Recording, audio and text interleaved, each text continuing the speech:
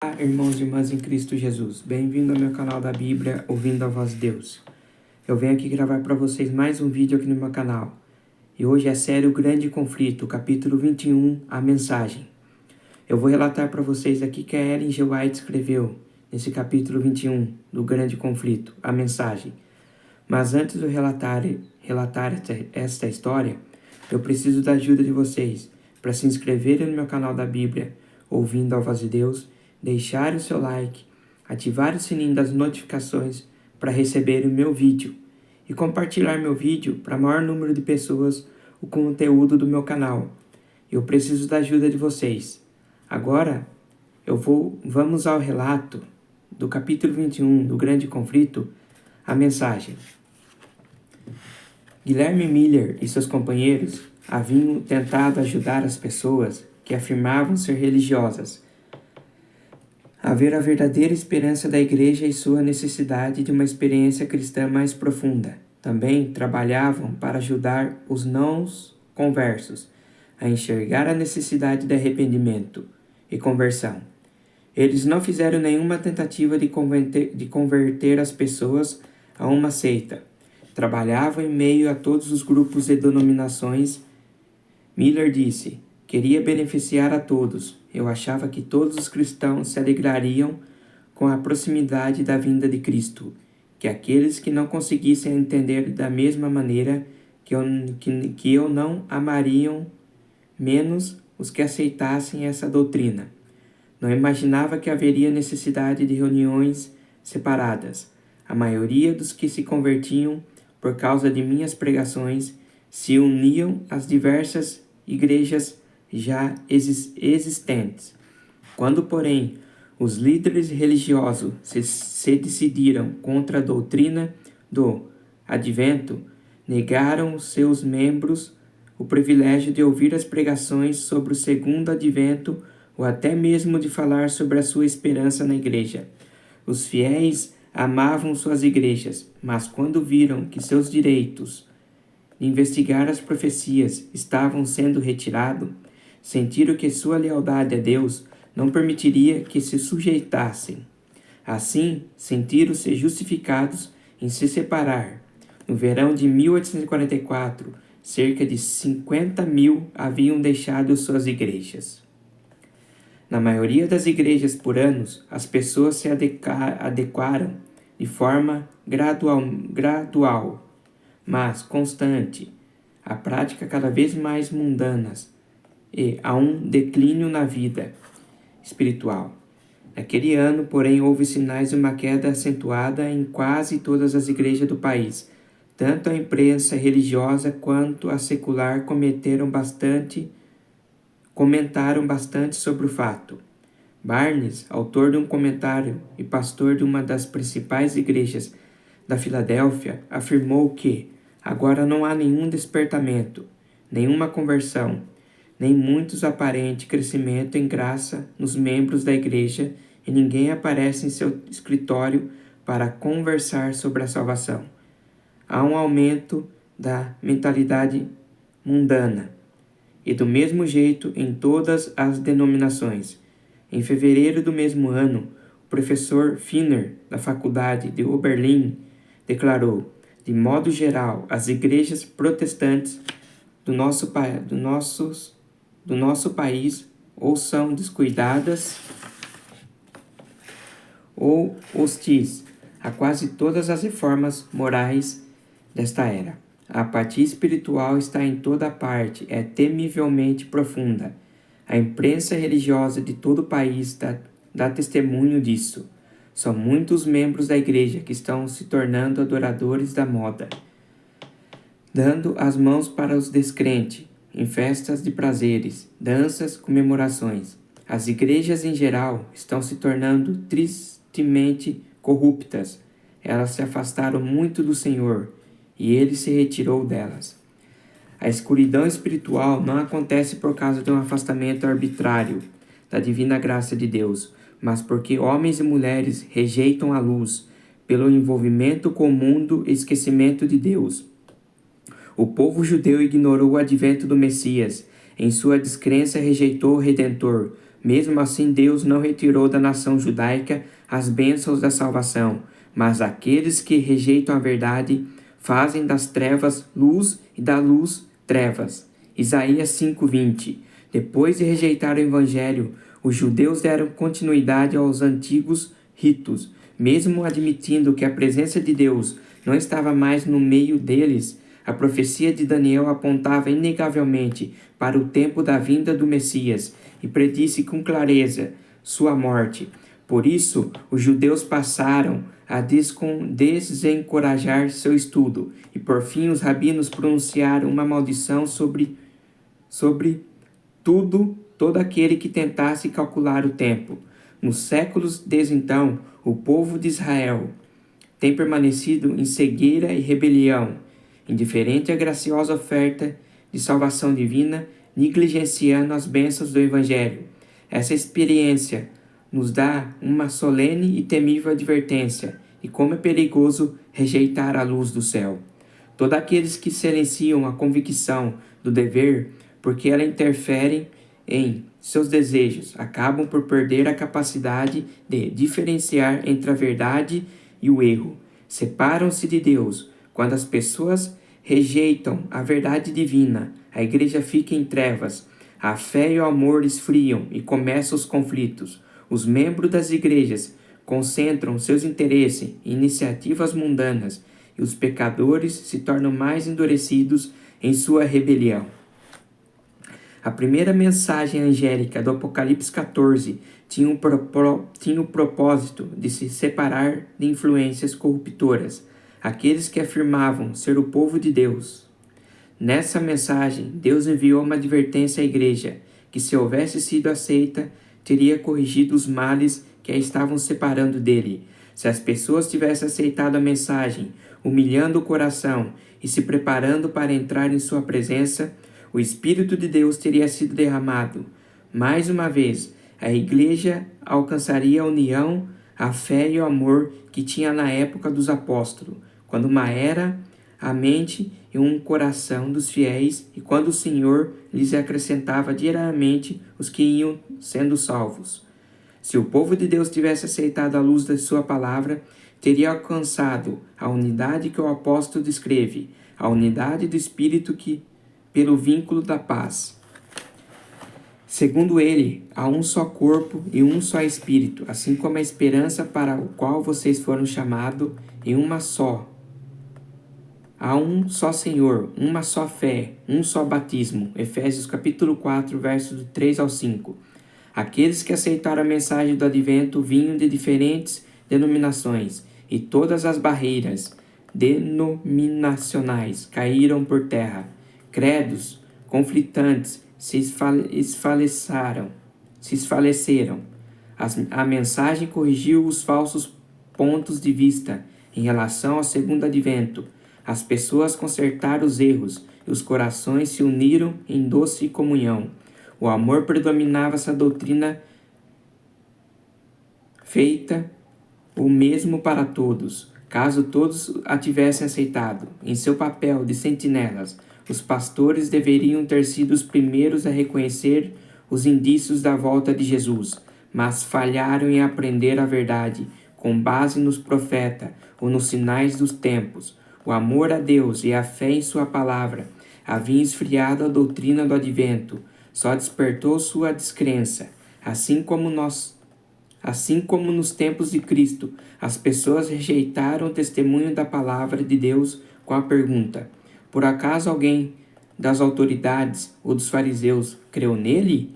Muitos desencorajavam o estudo das profecias, alegando que os livros proféticos eram selados e não podiam ser compreendidos. Vários depositavam sua confiança nos pastores e se recusaram a ouvir. Alguns se convenceram da verdade, mas não ousaram anunciá-la por medo de serem expulsos da sinagoga. A mensagem que Deus enviou para provar a igreja revelou quantos haviam colocado suas afeições nesse mundo em vez de amar a Cristo. A recusa em dar ouvidos ao primeiro anjo foi a causa da terrível condição de mundanismo, apostasia e morte espiritual que predominou nas igrejas em 1844. Em Apocalipse 14, um segundo anjo vem depois do primeiro, proclamando: Caiu, caiu a grande Babilônia, que fez todas as nações beberem do vinho da fúria da sua prostituição. Apocalipse 14, 8. O termo Babilônia vem de Babel, significa confusão. Nas escrituras designa várias formas de religião falsa ou apóstata. Apocalipse 17 retrata Babilônia como uma mulher, imagem que a Bíblia usa como símbolo da igreja. A boa mulher representando uma igreja pura e uma mulher imoral, a igreja apostatada. A Bíblia descreve a relação entre Cristo e sua igreja como um casamento. O Senhor declara: Eu me casarei com você para sempre. Me casarei com você com justiça. Eu sou o vosso esposo. Paulo afirmou: Eu os prometi a um único marido, Cristo, querendo apresentá-los a ele como uma virgem pura. Quando a igreja é infiel a Cristo e permite que coisas mundanas encham a vida, a Bíblia compara essa prática à violação do voto conjugal. Usa essa figura para representar o pecado de Israel ao se afastar do Senhor, como a mulher que trai o marido. Assim você tem sido infiel comigo, ó comunidade de Israel, declara o Senhor. Você, mulher adúltera, prefere estranhos ao seu próprio marido. O apóstolo Tiago disse: Adúlteros, vocês não sabem que a amizade com o mundo é inimizade com Deus? Quem quer ser amigo do mundo, faz-se inimigo de Deus. A mulher, Babilônia, estava vestida de azul e vermelho e adornada de ouro. Pedras preciosas e pérolas seguravam um cálice de ouro, cheio de coisas repugnantes, e da impureza da sua prostituição. Em sua testa havia esta inscrição: Mistério, Babilônia, a grande, a mãe das prostitutas. O profeta afirma: Vi que a mulher estava embriagada com o sangue dos santos, o sangue das testemunhas de Jesus. Babilônia é a grande cidade que reina sobre os reis da terra. O poder que reinou sobre os reis da cristandade por séculos foi Roma. As cores azul e escarlate, o ouro, as pedras preciosas e pérolas retratam a magnificência que a orgulhosa igreja exibia. Nenhum outro poder poderia ser tão verdadeiramente caracterizado como embriagado com o sangue dos santos, da mesma maneira que a igreja que perseguiu os seguidores de Cristo com tanta crueldade. Babilônia também é acusada de conexão ilícita com os reis da terra, ao deixar o Senhor para trás e aliar aos pagãos. A igreja judaica se tornou prostituta e Roma, ao buscar o apoio dos poderes mundanos, recebeu a mesma condenação. Babilônia é a mãe das prostitutas. Suas filhas devem ser as igrejas que se apegam aos seus ensinos e seguem seu exemplo de sacrificar a verdade a fim de formar uma aliança com o mundo. A mensagem anunciando a queda de Babilônia deve se aplicar às organizações religiosas que foram puras, mas se tornaram corruptas. Como essa mensagem ocorre após a advertência de juízo, precisa ser dada nos últimos dias. Logo, não pode se referir apenas à Igreja Católica Romana, pois ela está em condição de caída há muitos séculos. Além disso, o povo de Deus é chamado para sair de Babilônia. Portanto, de acordo com esse texto bíblico, muitos que fazem parte do povo de Deus ainda devem estar em Babilônia. Em quais organizações religiosas encontramos hoje a maioria dos seguidores de Cristo? Nas igrejas que professam a fé protestante. Quando essas igrejas começaram, elas se posicionaram com toda a nobreza em prol da verdade, e a bênção de Deus estava com elas. Entretanto, caíram por causa do mesmo desejo que arruinou Israel. A vontade de imitar as práticas dos descrentes é de conquistar sua amizade. Muitas igrejas protestantes seguiram o exemplo de Roma, de se conectar com os reis da terra. As igrejas estatais fizeram isso por meio do relacionamento com os governos seculares, e outras denominações o fizeram por meio da busca de provação do mundo. O termo Babilônia, confusão, é aplicado a esses grupos que afirmam extrair suas doutrinas da Bíblia, mas que, em vez disso, se dividem em grupos incontáveis, com crenças conflitantes. Uma obra católica romana argumenta que se a Igreja de Roma pode ser culpada de idolatria em relação aos santos, sua filha, a Igreja Anglicana, deve ser culpada do mesmo, pois tem 10 igrejas dedicadas a Maria, para cada igreja dedicada a Cristo. E o Dr. Hopkins declara: não há motivo nenhum para pensar que o espírito e as práticas anticristãs estão somente no que hoje é chamado de Igreja de Roma. As igrejas protestantes têm muito do anticristo nelas e estão longe de estar completamente reformada das corrupção e da maldade. Sobre a separação da igreja presbiteriana da igreja romana, Dr. Guter escreveu: há 300 anos, nossas igrejas marcharam para fora das portas de Roma, com a Bíblia aberta em seu estandarte e o lema: examinai as Escrituras em seu rolo. Então faz a pergunta significativa: elas saíram limpas de Babilônia? De que maneira a igreja se afastou da mensagem simples do Evangelho, tornando-se semelhante ao paganismo, para que os pagãos aceitassem o cristianismo com mais facilidade? Então, ao fim do segundo século, a maioria das igrejas assumiu nova forma.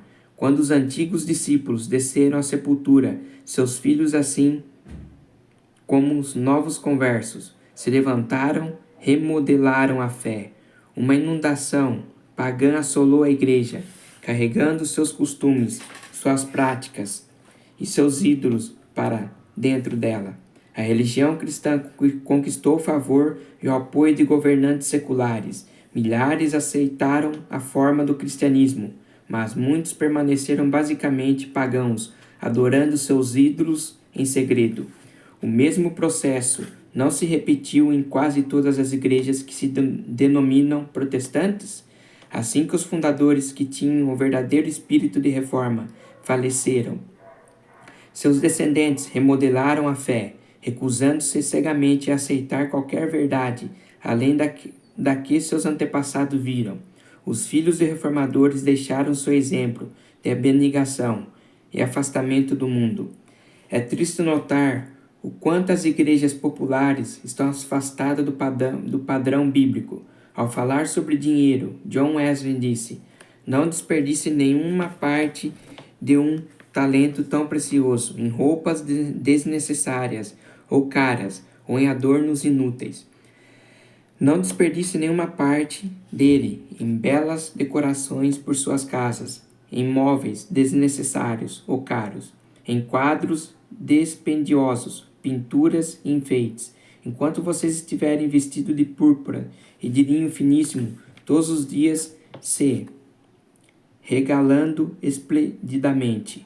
Sem dúvida, muito aplaudirão sua elegância e bom gosto, sua generosidade e hospitalidade, mas fariam melhor em se contentar com a honra que vem de Deus. Governantes políticos, advogados, médicos e comerciantes entraram para a igreja a fim de promover seus interesses mundanos. As organizações religiosas, enriquecidas pelos recursos desses mundanos batizados, passam a buscar ainda mais a popularidade. Constrói templos esplêndidos, extravagantes, paga um salário elevado para o ministro talentoso, entreter o povo. Seus sermões devem ser suaves, agradáveis para os ouvidos encantados pela moda, e assim ocultam pecados da moda sob uma aparência de piedade. Um escritor da Independent de Nova York falou o seguinte em relação ao metodismo: a linha de separação entre espiritual e mundano se apaga em uma espécie de sombra, e homens zelosos de ambas as partes estão trabalhando para acabar com todas as diferenças entre suas variedades de atos e divertimentos.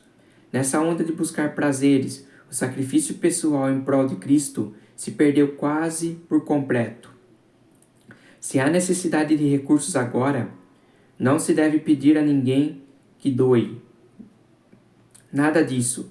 Façamos um festival, um espetáculo, um teatro, um jantar dos tempos antigos, ou algo para comer, qualquer coisa que divirta as pessoas.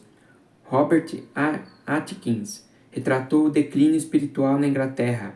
Apostasia, apostasia, apostasia está gravado na frente de cada igreja. E se simplesmente eles soubessem e sentissem, poderia haver esperança. Mas não. Exclamam, somos ricos, cheios de bens e nada nos falta. O grande pecado de Babilônia é que ela tem dado a beber a todas as nações do vinho da fúria da sua prostituição. Esse vinho representa os falsos ensinos que ela aceitou em consequência de sua amizade com o mundo. Em retorno, exerce uma influência corruptora sobre o mundo a ensinar doutrinas opostas às declarações simples da Bíblia. Se o mundo não estivesse tão embriagado com o vinho de Babilônia, um grande número de pessoas se convenceria e converteria pelas verdades claras da palavra de Deus. Mas a fé religiosa parece tão confusa e contraditória que as pessoas não sabem em quem acreditar. O pecado da falta de arrependimento por parte do mundo jaz às portas da igreja. A segunda mensagem angélica não se cumpriu completamente em 1844. As igrejas vivenciaram, naquela ocasião, uma dissolução moral por recusar a luz da mensagem do advento, mas a queda não foi completa. À medida que continua a rejeitar as verdades especiais para esse tempo, tem afundado cada vez mais. No entanto, ainda não se pode dizer, caiu a grande Babilônia, que fez todas as nações beberem do vinho da ira da sua prostituição. Apocalipse 18, verso 3. As igrejas protestantes estão incluídas na denúncia solene do segundo anjo, mas a obra da apostasia não chegou a seu auge. Antes da vinda do Senhor, Satanás trabalhará com todo o poder, com sinais e com maravilhas enganadoras, e aqueles que rejeitarem o amor à verdade que os poderia salvar serão deixados para aceitar o poder sedutor, a fim de que creiam na mentira. Somente quando a igreja se unir completamente o mundo é que a queda da Babilônia será completa. A mudança é progressiva e o cumprimento final do Apocalipse 14, verso 8 ainda é futuro. O despeito das trevas espirituais nas igrejas que formam Babilônia, a maioria dos verdadeiros seguidores de Cristo ainda está nessas igrejas. Muitos nunca tiveram contato com as verdades especiais para esse tempo. Vários anseiam por luz mais clara. Procuram a imagem de Cristo em suas igrejas, mas não a encontram. Apocalipse 18 aponta para o momento em que Deus chamará seu povo, que ainda está em Babilônia, para se separar da comunhão com ela. Essa mensagem, a última que o mundo ouvirá, cumprirá sua obra. A luz da verdade brilhará sobre todos que têm o coração aberto para recebê-la.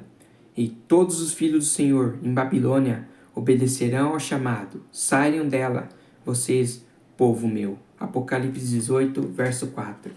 Então essa foi o capítulo 21 do Grande Conflito, a mensagem.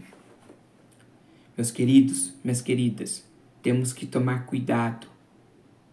Se você for numa igreja que ali ensina falsas doutrinas, não prega a Bíblia, não fala de Jesus, não fala do amor de Deus, não fala de profecia, não prega a volta de Jesus, só prega dinheiro, saia desta igreja. Deus está nos alertando, sai dela, povo meu. Dentro de todas as igrejas, Deus tem pessoas sinceras. Tem pessoas sinceras dentro das igrejas. Mas elas têm que ler a Bíblia. Ler. Para não ser enganada por esses falsos pastores que tem dentro das igrejas. Que só querem roubar dos fiéis. Pegar dinheiro. Pregar prosperidade. É isso que as igrejas de hoje pregam aí. Prosperidade. Ah, você dá esse carro para a igreja, Deus vai te dar 2 carros. Isso é mentira. Não caia nessa calúnia. Não caiam. Sai dela. Vocês têm que ir para a Bíblia. Ver o que Deus está pedindo para você. Deus jamais vai pedir coisa alguma para você. Deus não pede isso. Deus te dá uma vida que você viva bem. Temos que estar com Deus. Se o seu pastor fala mentira, sai dela, povo meu. Esse é o alerta que Deus está nos dando. Sai dela, povo meu. Vão para a Bíblia. Vão para a luz. A Bíblia é a luz. A Bíblia é a luz que nos guia. Porque aqui está a palavra de Deus. A Bíblia nos guia e aponta para nós o erro.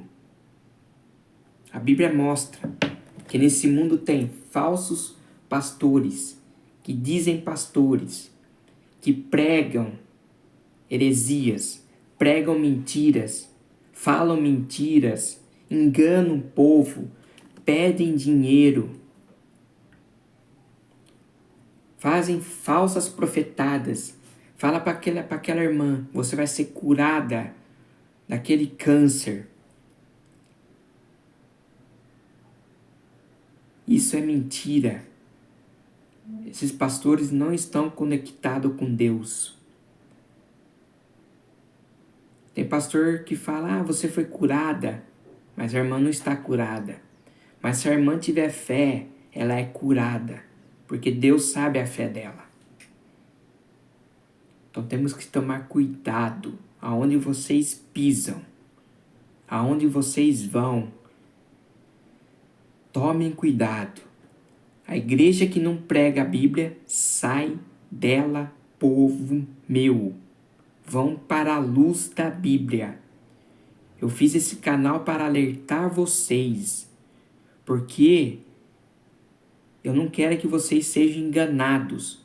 Vão para a Bíblia. Para a Bíblia. Leiam a Bíblia. Se o pastor que está lá não fala de acordo com o que está com a Bíblia, ele está enganando você. Tomem cuidado. Satanás vai imitar a volta de Cristo. Ele vai imitar a volta de Cristo. Satanás vai fazer milagres. Quando Jesus estiver perto para voltar, Satanás vai imitar a volta dele. Satanás vai fazer milagres, vai curar pessoas. Se vocês não estiverem alicerçados na Bíblia, vocês vão ser enganados. Por isso que eu falo, estudem a Bíblia. Leiam. Peçam sabedoria a Deus. Deus vai te dar sabedoria para você entender a sua palavra. Porque Jesus disse, examinai as Escrituras, porque elas testificam de mim, elas falam de mim. As Escrituras falam de Jesus, as Escrituras apontam para Jesus, as Escrituras mostram quem Jesus é, as Escrituras falam do que Jesus está fazendo por nós no santuário celestial. Ele está intercedendo por nós.